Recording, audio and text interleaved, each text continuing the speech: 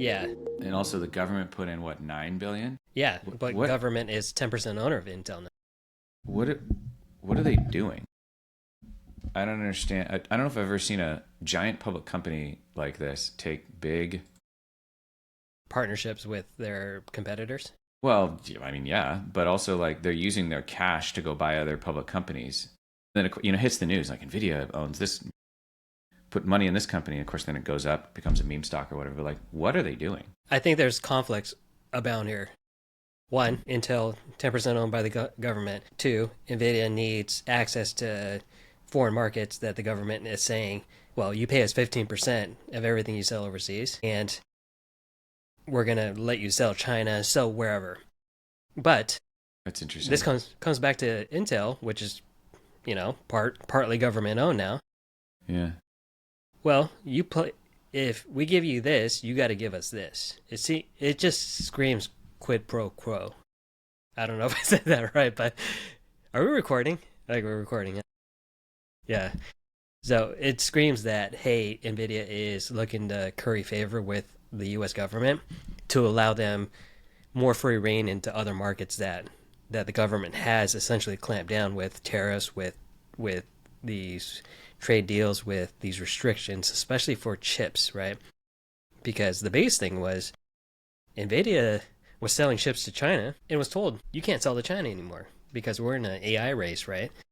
Well, what if me, Nvidia, makes money by selling chips to people? And if I can't sell to a billion Chinese people, what am I doing? Where else am I selling to? That to me just screams, hey, we're going to help the government out by buying Intel, or at least entering a partnership, which could make sense, right? Intel's pretty heavy into consumer chipsets. I don't know. The two together make, some new company that addresses some market need. I don't see that either. You know what I mean? Yeah. You form a partnership with a company to create something new. This doesn't really scratch any itch or address any market need. I mean, they own 4% of Intel. It's like they're basically an activist investor. Yeah. So is the government, but like they're an activist investor. I don't understand. What do you feel about the government taking ownership of a company? Because how that happened though too. Hey, we have this Chips Act dollars that were earmarked for you. We're going to hold on to that.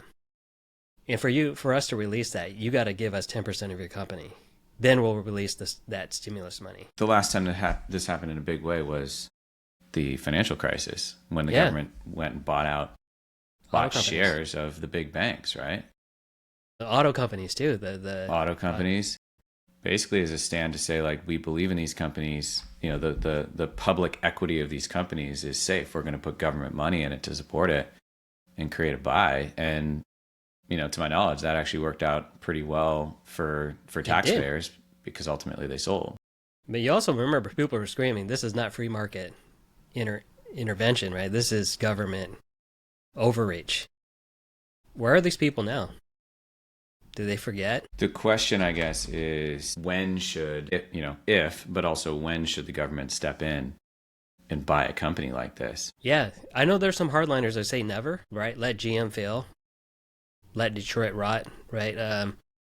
Let the banks fail.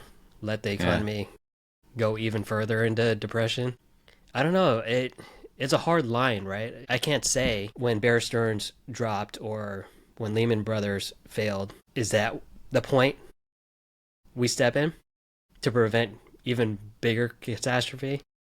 Or do you kind of let more pain occur? Or do you actually let it all play out? Or do you have a higher bar? Bear Stearns and Lehman Brothers never should have failed? I don't know. Intel hasn't been a great stock, but are they failing? Maybe, but does an Intel failure mean the U.S. economy is going into a ditch? You know what I mean? Like that's where the lines get super fuzzy. I'm not saying I'm for or against, but I'm just saying what I've seen, the comments in 2008, 2009, and we're seeing it occur on a much smaller scale. I get that with Intel. 10% of Intel isn't a ton of money because Intel has shrunk in market cap size. But it just seems, one, we give you we promised to give you stimulus money. New administration comes in saying, no, we're not going to give you that stimulus money that was already promised to you unless you give us 10% of your company. But now you have this competitor that says, well, we want access to the global markets. You have that same government that says, well, you can't access those other markets unless you play nice with us. Give us some kickback with an investment with the company we currently own. That's a totally different conundrum than I think what. Yeah. So like I just looked up, because you're saying like it's the government's trying to do this for some control of those companies. And then in the case of Nvidia is doing this with Intel so that they can sell in a market without splitting revenue. That's interesting, right? They're literally an activist investor. That means they have board seats and all this stuff. I don't think that was really talked about a lot, but I mean, 4%, they control part of the company. Yeah. They can basically operate Intel. Now they don't really get a lot from that other than hopefully share price appreciation.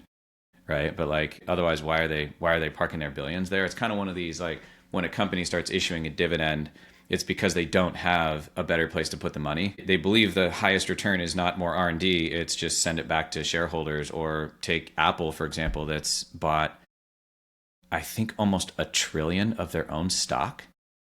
Is that right? That's ridiculous. They bought almost $1 trillion of their own stock. That's a third of their value. That's like, what? That doesn't even make any sense. What I just looked up here is, this is an AI search, has the U.S. government ever taken stakes in public companies in history? And the answer is yes. So during both world wars, there was some stuff going on there. This is saying effectively controlled or funded parts of the private sector, though not always through equity stakes. But the War Finance Corporation in 1918 and the Reconstruction Finance Corporation, RFC, established in 1932, provided loans and in some cases took equity positions to stabilize banks and industries critical to the war effort. That's interesting. 1979 Chrysler bailout.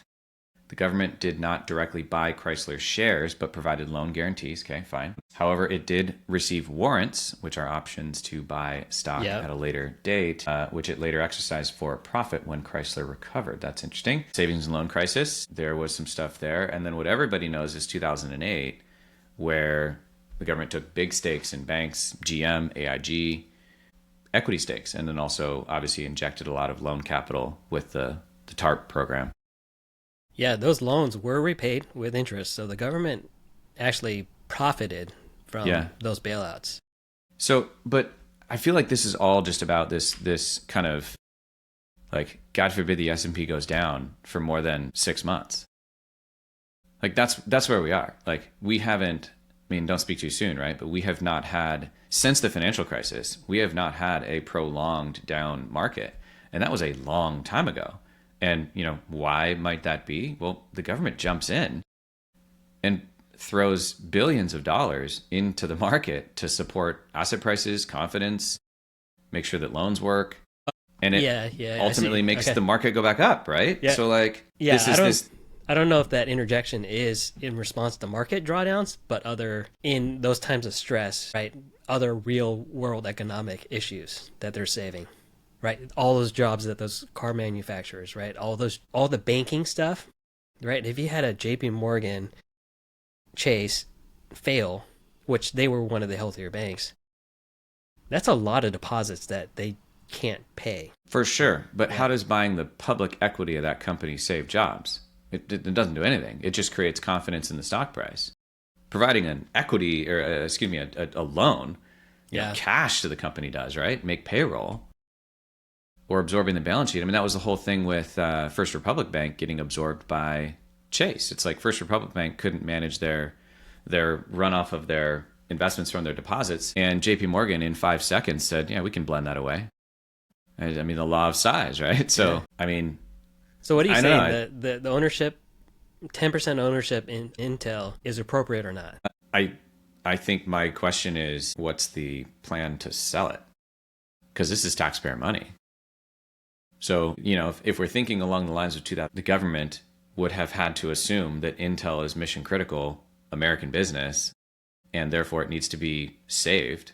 Otherwise, it'll go bankrupt. So, you know, here's money. Once again, I don't know how spending $9 billion on their stock does anything to them, right? Because when I buy a share of Intel doesn't get any money. It's somebody else selling it. It's secondary, It's secondary. So, like, I don't really understand that. Maybe there's their loan, an actual loan. I should look into that. But Intel gave the U.S. government 10% of equity. So there's probably treasury shares. Again, that cost is, shouldered by current shareholders of Intel. My question is simply, if the government wants to do this to support, what they perceive as critical businesses, okay, fine, I can maybe get comfortable with that. But what's the exit plan? And you're probably not going to prescribe that because, then you'd be public with the market like, oh, at this price per share, we're going to sell. But like, this is taxpayer money. Taxpayers are not trying to go buy stocks with taxpayer money. That's not what you're paying taxes for, right? Like but if ultimately it is to support a company and create confidence and then ultimately run off that at $1 billion a year for the next whatever years above a certain price and it makes money, I can get comfortable with that. I don't know. There's a lot of influence there. And I'm negating what you said around like government potentially controlling company and that kind of stuff. Well, it's messy, right? And I think that is by design, because if it was Nvidia without government intervention, buying like voting rights in a competitor, we'd be like, whoa, because everything Nvidia votes for would be like trying to steer Intel into a ditch, right? Because if they're entering this partnership, why not enter it with AMD, which seems to be in a healthier place, that does the same thing as Intel, right? Consumer electronic chips, like laptops, desktops. So again, going back to my first point, this screams a little bit of a backroom dealing, not a little bit. It seems pretty obvious quid pro quo is going on here. Interesting. As long as the government saves all of our 401k plans, that'll be just fine. No, it's going to be opening up, right? The last conversation that we ended was private investments and crypto going to be available as options, right? And something that BlackRock definitely pushes. Because I probably wouldn't be surprised if the BlackRock target date funds start getting BlackRock private credit, private real estate, private equity in there. And like we talked about, that then comes back to, let's say Microsoft's plan uses BlackRock funds, which they do. The plan fiduciary, which is ultimately sitting at the company level, is that in the best interest? Or is there a conflict there? And then you switch out of that fund. So like, I think this just opens up so much more liability potential for the fiduciary side. Because like the fund manager doesn't have the fiduciary obligation that correct. That's a good point. Yeah. The plan fiduciary does, right? Yeah. And then the employees can sue, which we've seen this happen before, right? And then there's a refund. So everyone knows fiduciaries, which we are both, Chris and I, fiduciary is obligated to act in the best interest of the client. So what Chris is saying is the 401k, the administrator has that fiduciary duty, but the people creating the funds don't have that same obligation. Because they're just going to create a fund. I'm going to fill it with this, fill it with that, private here, private there, S&P here, S&P there. There you go. Here's your option. But as a fiduciary sitting in like that seat where I have to act in the best interest of the employees who are saving in their 401k, I can no longer at certain points justify being super exaggerating here, a target date fund with 50% private investments. Right? And again, I don't know, BlackRock, I'm sure, has done the legal side of things, but I think forcing it into target date funds, maybe there's an option, right? 2055 fund without private investments, 2055 fund with private investments, and give some of the self-directed people a choice. I doubt that. We'll see. I think labels matter too, because they're going to spruce up the name of the target date fund. Yeah. Just me as a marketer, right? And try to entice people to go with the private route. I'm surprised. Go ahead. Why do they want that? Fees. And again, net of fees, there are some compelling cases to buy some of these, but I think we're kidding ourselves by saying every single worker with access to 401k should and can get private investments in their target date funds. I'm surprised that the SEC isn't more critical of naming conventions of funds, because so many of these funds have these names that are such marketing. Yeah. And, and people don't understand, there's more ETFs than stocks out there, right? By a long shot. And so like, there's so many different options buying the same things. How do you figure that out? Yeah. Like the Endeavor fund, Endeavor's real, the Glory fund, which I would name mine. but glory Global doesn't exist. Disruption Fund. Yeah. Oh, yeah. I got to buy that. Yeah. Innovation Fund. Yes. I Yes. want that in my portfolio. I'm going to 10x my money yes. type of implication, right? Yes. And again, Yeah. that's probably not this SEC, but those funds, those glorious names for funds have existed since mutual funds existed, I think. For sure. Yeah. For sure. Well, they used to be simpler, Fidelity Magellan Fund. Simpler. Well, Contra Fund. Contra Fund, that's a big one now, yeah. Yeah, when I first invested, I was appealed to those awesome sounding names, right? Because it sounded like you're going to make a ton of money. Yeah, of course. Yeah, I don't want to buy the value fund. That's boring. Yeah. But now are people using names as derogatory terms like Short Jim Fund, Short Jim Cramer Fund? I actually like that fund. I think that's a good fund. See, I got you with marketing. There you go. Yeah. Well, everything he says seems to go the opposite way, right? Yeah. Okay, should we actually start the show? We've been talking. Yeah, thanks for hanging with us for 18 minutes. All right, it's episode 75. Today is September 19th, 9:36 in the morning Pacific time. We got a couple things to talk about today. Fed cut rates, and that was widely in the news. So money markets are dropping as expected. High yield savings accounts are dropping as expected. And Hal's going to tell us what interest rates actually did post that announcement, and also what the Fed signaled they're going to do between now and the end of the year. OpenAI committed $300 billion, potentially more than their market value. I don't know if they closed their last round to go to $500 billion, but they basically committed their entire market value to Oracle, and Oracle jumped 40% that day. That's crazy.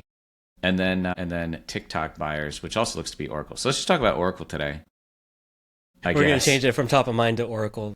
Oracle commentary, yeah. All right, Fed rate cut. Go. Let's fly through this. Yeah.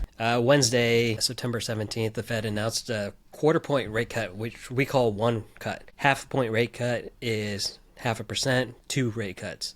So the big difference this time was not the highly anticipated rate cut. Everyone knew that was coming. It was what's going beyond that, right? So 2 more the rest this year, another meeting in October, then a follow-up meeting in December. Money market rates were at 4%. We expect them to go down to 3.75%, and then end of the year by 3.25 or 3%. Also, there was one new board vote in there, Stephen Myron. He is the latest Trump appointee. He in his vote, voted for 2 rate cuts this time. So everyone else voted for a quarter rate cut. So the rest, the incumbent Fed voting members were all in alignment with just a 0.25%. The big issues were jobs, how weak the labor market has gotten and how quickly it has gotten. And then the other side of it is, this was mentioned quite a few times during the press conference, was tariffs have not quite come into pricing yet. Yes, we are feeling some of the effects, but we have more tariff price increases that we're yet to feel. That's what their hesitation is. And then Chris asked what... Yeah, go ahead. Carry on. Nope. Carry on. You asked what happened to rates. Rates on the short end, meaning short maturity bonds, 1 year or less, all went down roughly 0.25%, no coincidence. The issue is bonds 1 year and longer all went up, which kind of a conundrum for rate watchers, where Fed cuts rates don't go down for the most part. They actually go up. How do I explain that? I don't know why that happens all the time. Why people aren't jumping in and trying to lock in longer rates at higher rates, longer bonds at higher rates, if that makes sense. So if we know the Fed's cutting, I think the move is to, again, not financial advice, but move is to try to lock in the highest rate possible that you can for as long as you think is appropriate. It's interesting. So 3 days ago, you've got 10-year, 20-year, and 30-year bonds. Okay, so 10-year bonds were paying 4.05%. 3 days ago. Today, 4.11. Yeah, it's up higher by a little bit. So 3-4 Chris days ago. The 10-year because it's tied to the 30-year fixed mortgage. Well, but I was going to go there. So 20-year bonds 4 days ago, 4.63, now 4.68. 30-year bonds, 4.66, now 4.72, which is like not that bad, right? Early in September, we were at 4.92, even 4.97 on those same 30-year bonds. So rates have come down, but it's just a little bit of a conundrum to see rates actually go up in the long-dated treasuries based on what the Fed was signaling. So do you think that's because the market was starting to think they would announce something else with like some quantitative easing? Or, why do you think long-term rates went up? I think a couple of things. Jay Powell was saying tariffs will raise the level of prices eventually. This is a slow-moving thing where companies are hesitant to raise their prices. Yeah. So if you're a bond investor and you are so convinced that inflation is going up, are you willing to commit $100,000 to 7-year bond? Because in 7 years, 2032, you'll get $100,000 back. Is that $100,000 that you invested today in 2025 going to be worth anywhere near $100,000 in 2032? Yeah, not if inflation goes up. Yeah, that's the big conundrum with bond investors, because they want a high enough interest rate to at least keep up with inflation. So when they get their money back in 2032, all that interest that they've been building at least accounts for the erosion in inflation. So if the belief is, and it looks like it's anchoring, that we're going to see roughly 2.83% inflation from here on out, well, your bond's got to at least clear 3%, at least. That's just like the fundamental reason. There's probably a lot of other reasons that bond traders are either sending a message, which I think is a bit giving them too much credit, right? And I think a lot of interest rate movement is incredibly noisy. Like we won't know what's really going to happen until, I don't know. Tell me if you heard this before, Chris. Like 12 to 18 months down the line, because that lag factor, 0.25% cut. Even Jay Powell said this, who's the Fed chair. 0.25% is not going to really change much, right? This is more of a maintenance cut, and we're not going to swing the labor market back into healthy mode or swing mortgage rates with this. I want to comment quickly just on the double cut, which is the 0.5%, and then we can move on. But part of the reason why we think they did not cut by 0.5% is because a 0.5% cut always, except for one time, is during a major market event, i.e. recession. So COVID, financial crisis, a lot of these, and over the course of history, the incidences of those big cuts were always around those times, with the exception of last year when they cut 0.5% to kind of start their runoff. No one knows why they did that, but that is part of the theory too. A lot of this is about confidence. Yeah. And half so a if the cut Fed, signals something wrong, right? half a cut signals something wrong. What if we don't know yet? Yeah. And the Fed knows something we don't. And so that's a lot of this too. And instead just signaling the path and saying like, hey, we're going to do one this month and one next month. What's the difference of 30 days? Yeah. Instead of like one now and skip a month. Double cut now and skip a month. So I'm definitely in that camp. I think they are trying to control confidence and signal confidence. And that's very likely, I believe, why they also only did 0.25%. Yeah, very good point. If you came out of nowhere with 0.5%, the stock market's going to really question why you went so steep. Market wasn't pricing it in. Yeah. Exactly.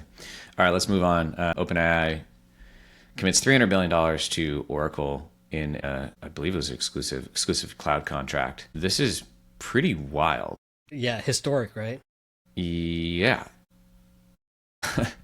I mean, this is going to unbelievably... Yeah, go ahead. You're right. I just looked at their market cap, estimated at $500 billion. OpenAI? Yeah.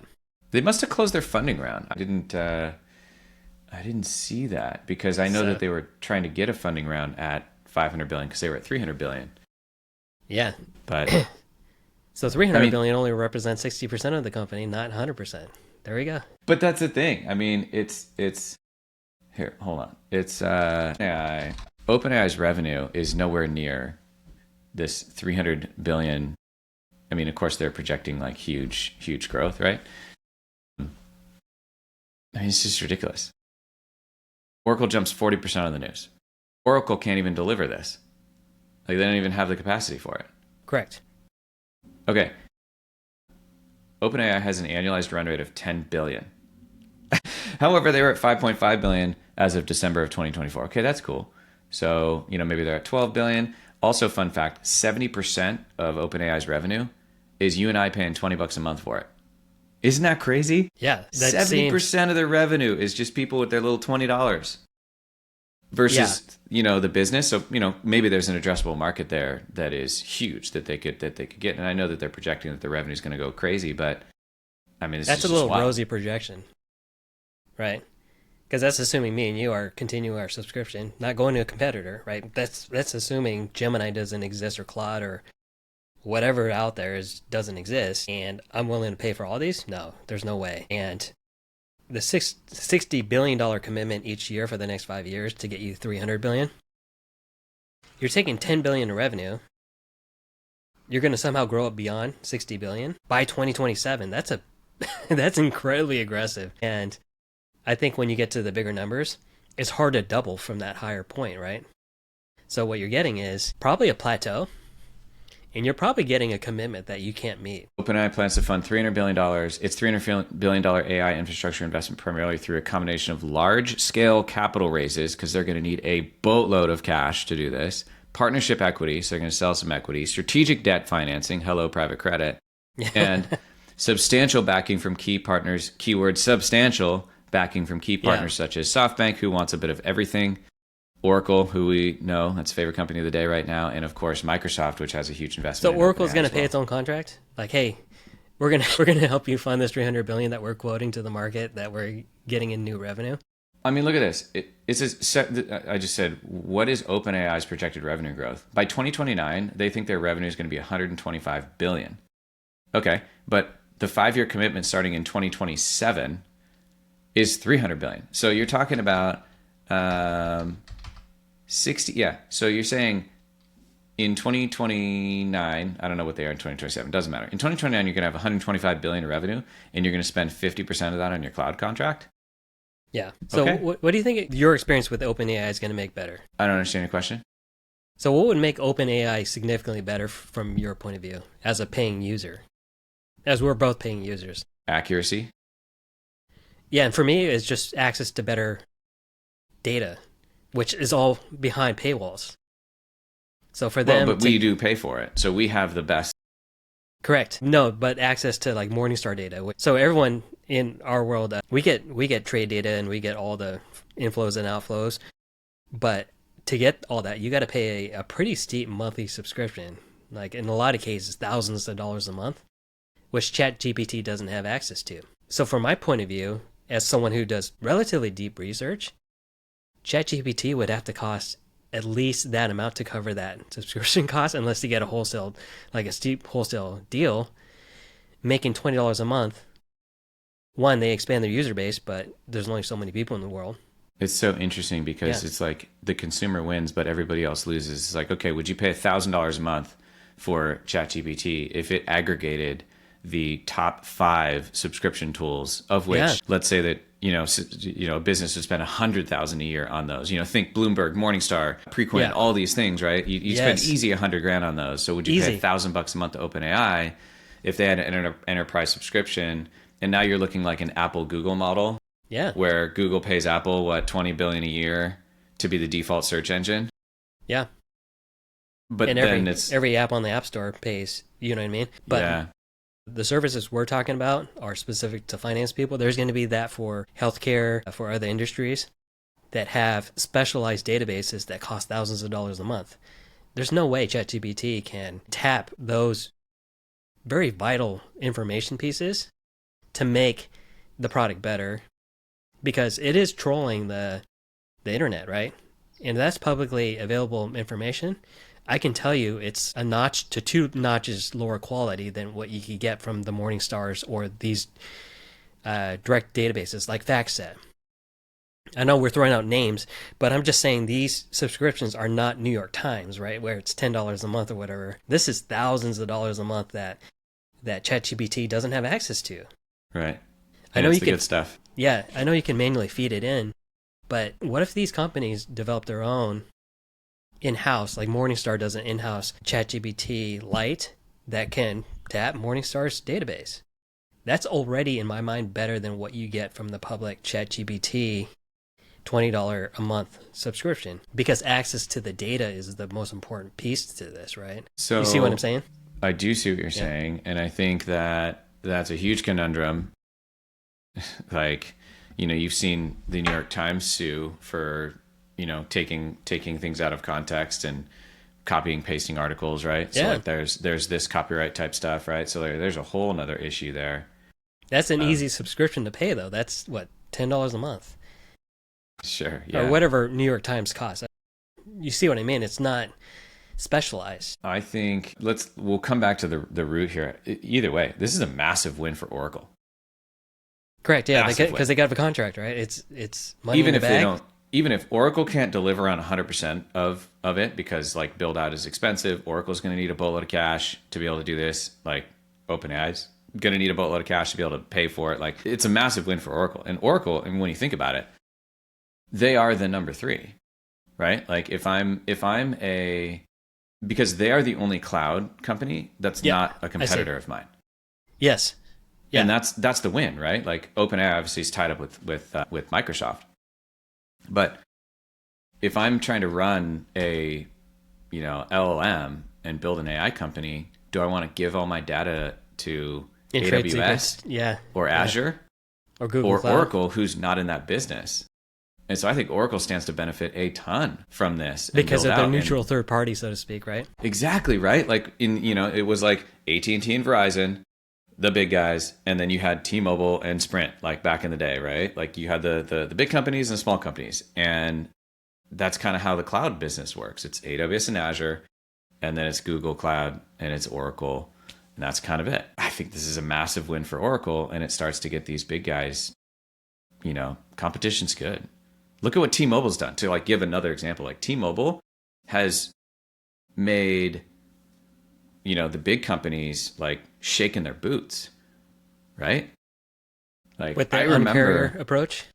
Yeah, with we're gonna every carrier, and like we're gonna be on the phone with customers. We're gonna listen to customer support. We're gonna get rid of all the pain points. I mean, like I remember when John Ledger, right? Am I thinking that right? John Ledger, yeah. The French guy. When he came out and he was like, the other carriers are going to be shitting their pants. Like he was saying that because he was like, we are going to be so good at what we do. We're going to steal all their business. And he was right. Like he turned that company into something big. I mean, Larry Ellison is crazy enough to do that here too. So. Yeah. I still couldn't tell you exactly what Oracle does. We use the Oracle CRM, which is like the customer relationship management tool. Mm-hmm. It was horrible. But again, I'm not here to dog products, but I don't know how Oracle makes so much money. Let's move on because I got 5 minutes. TikTok. Okay. Once again, cue up Oracle. But this is actually interesting. It's a partnership, right? So yeah, and it's not done yet. It's not done, but the front runners, I think this is widely reported. The front runners are Oracle, Silver Lake. Okay, Oracle, the only public company. Silver Lake and Andreessen Horowitz are venture capital firms. So, Silver Lake technically private equity, which again, I think whoever buys TikTok, especially if it's in this manner, I probably wouldn't envision TikTok going public. This is a valuable piece of social media that has just insane amount of market share right now. I think Meta and Facebook would love to be a piece of this. Whoever's able to buy this has essentially an in with the administration, right? Larry Ellison again. And they also, Oracle also has like the hosting duties for TikTok. So all those videos are housed on Oracle's servers, right? They already do. Yeah, they already do. So ByteDance still will own about 20% of the newly formed company.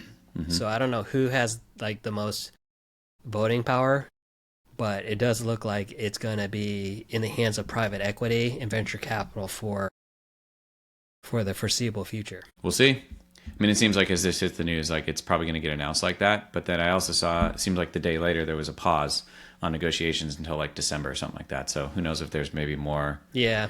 more talks happening or maybe something going sideways behind the scenes. But it seems like this is a recurring theme. It's going to be Oracle, and it's going to be a couple of VC firms that take this into the U.S. hands. Yeah. So. And I think despite all the news, don't go out and rush to buy Oracle. Again, talk to a professional or do your own research there. Because it does, just thinking back on it, Chris, I think we've sounded maybe a little bit over bullish on Oracle. I mean, well, look, Yeah. it went up 40% in a day for kind of no reason, right? Signing a contract means nothing. They don't even have the money yet. Yeah. And, you know, look, it's Dell's a good example of that. Say Remember that what Dell did with all this AI rack business? They signed all these contracts, and then when it came time to fill the contracts, they're like, oh, this is a non-profitable service. We quoted too low. We're not making any money on all this business. I mean, look, this is significant, right? So Oracle's, I know this was a huge, I'm not getting the right data that I want. Should have had it in front of me here. But anyway, it's a huge bump to Oracle's cloud business. But yeah. You know, does it justify, you know, a 40% pop in a single day? That's what I'm implying. You got to, again, with any stock we mention, I think you just got to at least do your own homework. Or if you're a client, talk to us. All right. We'll leave it there. That's all the time we have. All right. Cool. Thanks, everybody, for tuning in, and we'll catch you in a couple weeks.